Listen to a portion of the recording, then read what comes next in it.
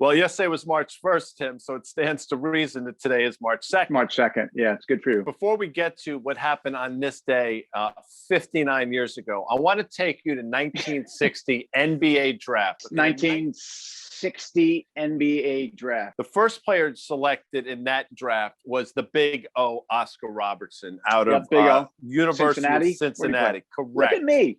Thank you. And you know what's great about that? He was actually drafted by the Cincinnati Royals. Oscar Robertson. Yeah. Not the Kansas City Royals of the great George Brett Pinetar. Anyway. Or Hal McRae. How about that reaction out of Brett coming out of the dugout? No one was more pissed. I mean, it's just, anyway, I'm interrupting. That's for another podcast, and we'll do that.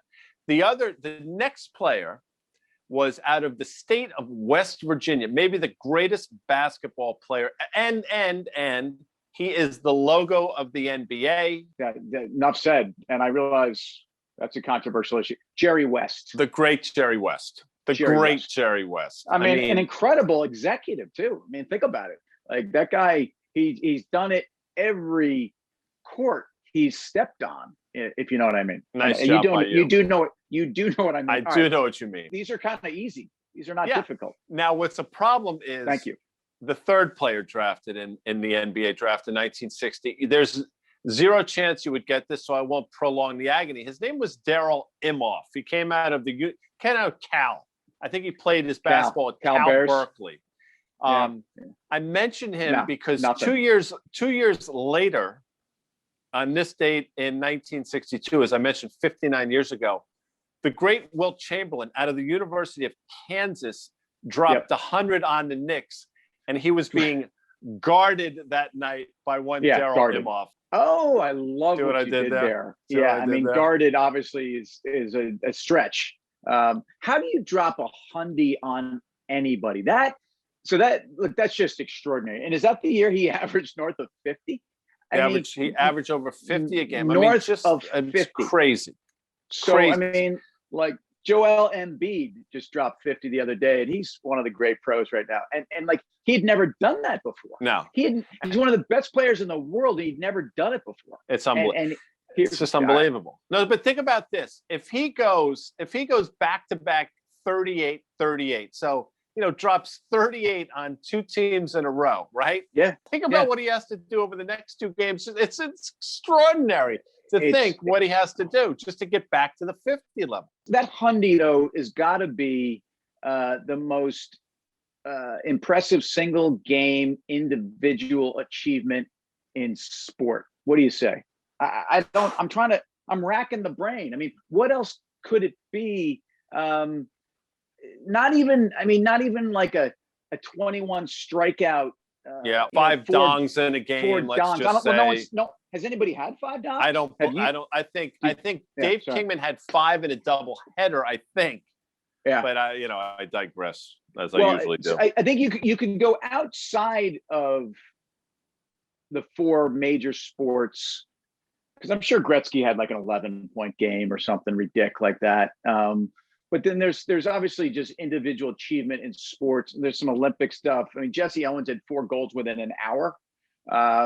Your girl Nadia Comaneci. Is it Comaneci or Comaneci? Depends on how close you are with her. And I know you guys were tight. Yeah. So the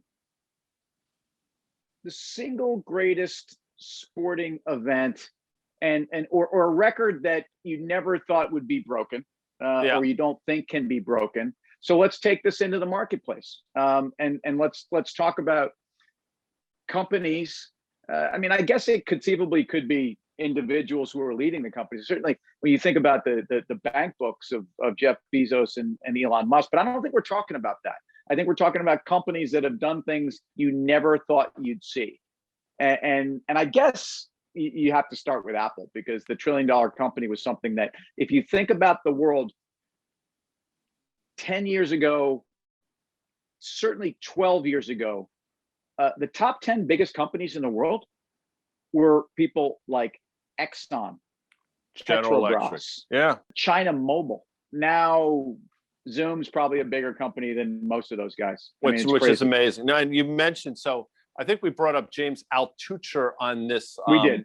a couple weeks ago. He was throwing some shade at New York, but was he really? And I think you took an enlightened view on that. Good for you. I like that, enlightened. But he actually came on CNBC's Fast Money 7 or 8 years ago, and he talked about, to his credit, Apple being a $1 trillion market cap company at some point. And I know categorically, I didn't laugh at him on air because I don't do that. But in my mind, I'm like, there's no effing way this is going to happen. And here we are.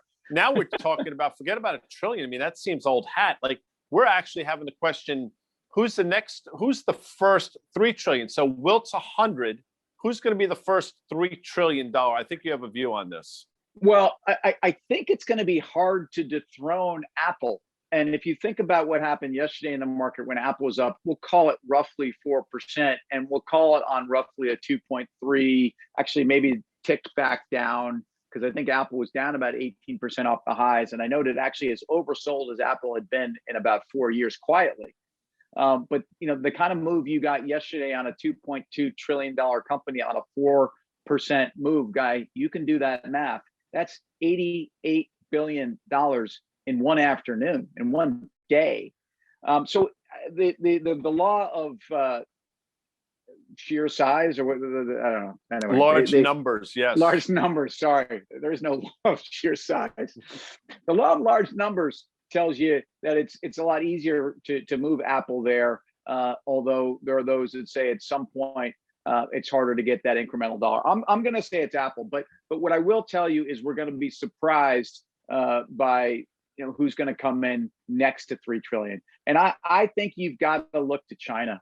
And I think think about what's at the root of all the acrimony and at least a lot of the call it the strategic global positioning that's been going on in the war of words, but it's real, and it's about control of the internet. It's about control of big cap technology, and China has a couple players right now that I think have the ability to get there too. And I know Alibaba's had its problems with the regulators, and Jack Ma, at one point, it was almost Weekend at Bernie's. Has anybody seen Jack? And if they have, what kind of shape's he in? But I think when you consider the businesses that Alibaba's in, but it might even be Tencent. It might even be Tencent because of their gaming profile, WeChat, payments. I think you have an argument to be made that Tencent, I think at least will be moving well ahead of the juggernauts in the US that I think find themselves ahead of them in the next 3 to 5 years.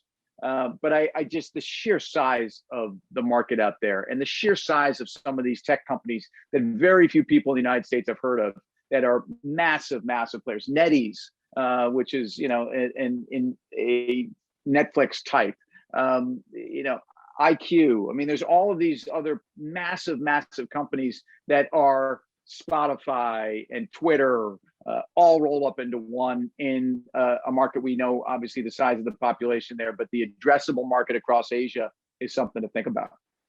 So the Big Dipper dropping 100 on the Knicks, probably not going to happen anytime soon. Maybe in sports, before we get out of here, if somebody were to break the 4-second barrier in the 40-yard dash, maybe that's akin to Wilt putting 3 digits up against our Knickerbockers. Maybe, but when you say Big Dipper, I'm going to ask you what constellation that sits in the middle of, because I was actually out looking at constellations last night with my daughter. One of these great COVID moments where we took, that app you can point at the sky and it tells you what's up.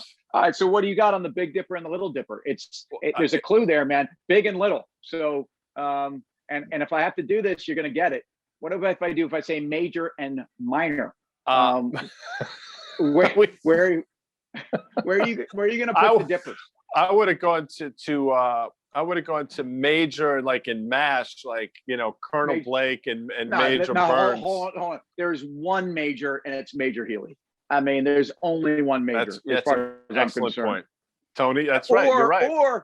Or there's Lee Majors, who again, the $6 Million Man might have been one of the greatest shows ever on TV. He's breaking up, and then suddenly Yeah. So it's Yeah. like major Ursula or minor or something like that. But we got to get out of here. Luke's going to major be He's pissed going to off. major total. Ursa major, Ursa minor, pal.